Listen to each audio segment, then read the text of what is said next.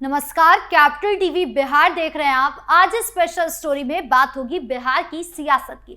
बिहार में वोटर अधिकार यात्रा की समाप्ति हुई, जिसमें किसी ने क्रांतिकारी यात्रा कहा तो किसी ने सियासी ड्रामा।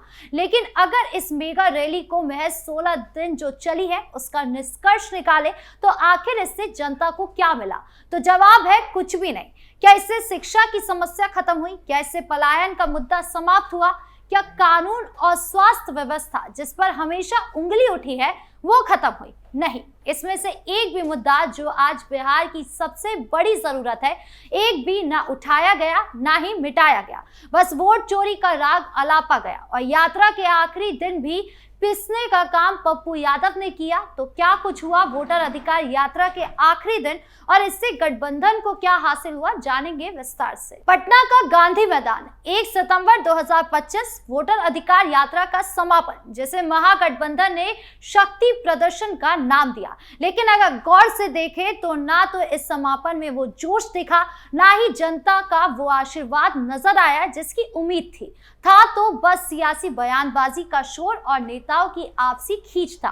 गांधी मैदान में राहुल गांधी, तेजस्वी यादव, मल्लिकार्जुन खड़गे, हेमंत सोरेन और अन्य महागठबंधन के दिग्गजों ने जमकर भाषण दिए। लेकिन इन भाषणों में बिहार की जमीनी समस्याओं का जिक्र गायब था। न शिक्षा की बात, न पलायन का मुद्दा, ना ही कानून व्यवस्था पर कोई ठोस चर्चा। बस एक ही मुद्दा हावी रहा, वोट चोरी और चुनाव आयोग पर आरोप। सुनिए किसने क्या कुछ कहा। बीजेपी के लोग अच्छी तरह सुन लीजिए। भैया, एटम बम का नाम सुना आपने? सुना है एटम बम का नाम? उससे बड़ा क्या होता है? उससे बड़ा क्या होता है? एटम बम से बड़ा हाइड्रोजन बम होता है। होता है नहीं होता है? माधवपुरा में हमने एटम बम दिखाया था। बीजेपी के लोगों तैयार हो जाओ, हाइड्रोजन बम आ रहा है। हाइड्रोजन बम आ रहा है, तैयार हो जाइए। आपकी जो सच्चाई है, वोट चोरी की सच्चाई है, वो पूरे देश को पता लगने जा रही है।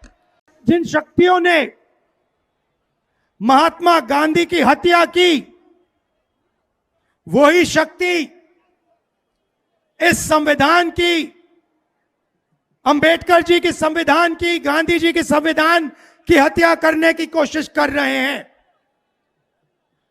हम इनको संविधान की हत्या नहीं करने देंगे। कुछ भी हो जाए, नहीं करने देंगे। ये भाजपा के लोग, इन लोगों का दिमाग घुटने में है। ये लोग चाहता है कि बिहारी लोग को ठग ले। ये मोदी जी चाहते हैं फैक्ट्री लगाएंगे गुजरात में, अब विक्ट्री चाहिए बिहार में। ऐसा होने वाला है क्या?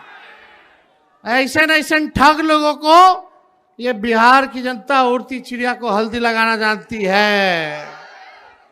यहां मोदी जी 11 साल से सरकार में हैं, आप भारत सरकार के प्रधानमंत्री, और हमारे तो मुख्यमंत्री इतना बार पलटी मारे हैं कि उनका दिमागे चकड़ी आ गया है।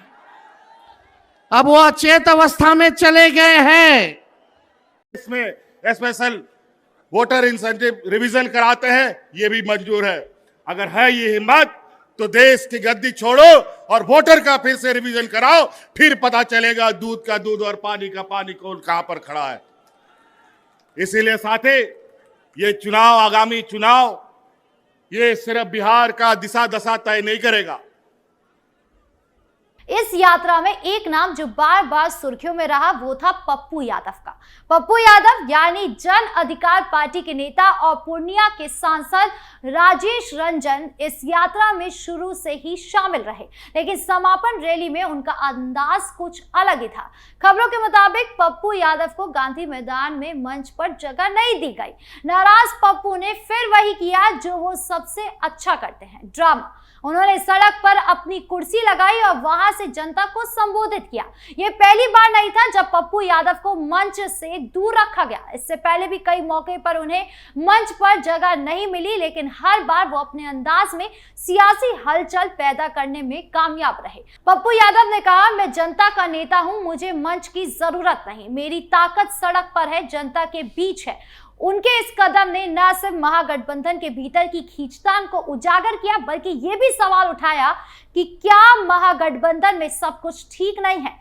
पप्पू यादव का ये सड़क वाला ड्रामा सोशल मीडिया पर खूब वायरल हुआ और कई लोगों ने इसे उनकी लोकप्रियता का सबूत बताया। लेकिन सवाल ये है कि क्या पप्पू यादव का ये ड्रामा महागठबंधन को मजबूत करेगा या फिर इसे और कमजोर कर देगा। अब बात करते हैं तेज प्रताप यादव की, जिन्होंने इस यात्रा को ड्रामा करार देकर एक सियासी तूफान खड़ा कर दिया।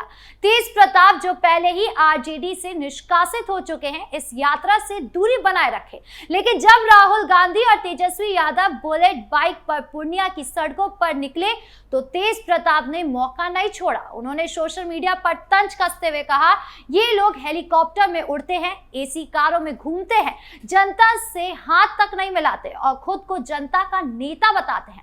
बिहार की जनता जानती है कि असली लालू कौन है। तेज प्रताप ने न सिर्फ अपने भाई तेजस्वी पर निशाना साधा, बल्कि राहुल गांधी को भी नहीं बख्शा।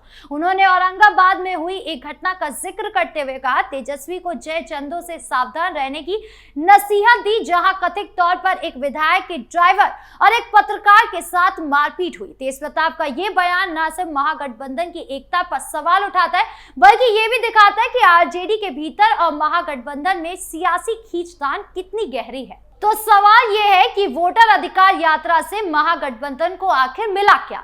अगर सियासी नजरिए से देखें तो इस यात्रा ने महागठबंधन को कुछ हद तक एकजुट दिखाने की कोशिश जरूर की। राहुल गांधी, तेजस्वी यादव, मल्लिकार्जुन खड़गे, अखिलेश यादव, एम.के. स्टालिन और हेमंत सोरेन जैसे दिग्गजों की मौजूदगी ने इसे एक बड़ा शक्ति प्रदर्शन बनाया।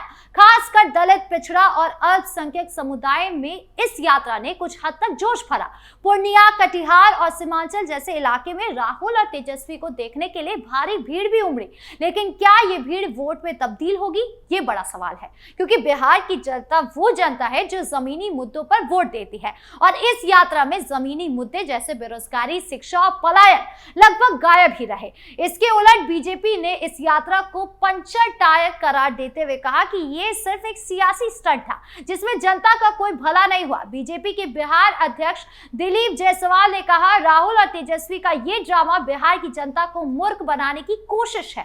वोटर अधिकार यात्रा को अगर एक लाइन में समेटा जाए तो ये एक सियासी शोर था जिसमें जनता के असली मुद्दे गूंजने की बजाय खामोश रह गए। राहुल गांधी और तेजस्वी यादव ने इसे वोट चोरी के खिलाफ एक जंग बताया, लेकिन बिहार की जनता को चाहिए रोजगार, शिक्षा और बेहतर कानून व्यवस्था। इस यात्रा ने महागठबंधन को कुछ हद तक दृश्यता जरूर दी, लेकिन ये दृश्यता वोटों में तब्दील होगी ये देखना बाकी है। पप्पू यादव का सड़क वाला ड्रामा और तेज प्रताप का तंज महागठबंधन के भीतर के दायरे को उजागर करता है। और सबसे बड़ा सवाल, अगर ये यात्रा जनता के हक की थी तो फिर बिहार की सबसे बड़ी जरूरतों का जिक्र क्यों नहीं हुआ? तो ये वोट अधिकार यात्रा की कहानी जिसमें सस्पेंस था, ड्रामा था, लेकिन समाधान शायद कहीं गायब था। आपकी इस पूरे मामले को लेकर क्या राय है? कमेंट बॉक्स में जरूर बताइए। धन्यवाद।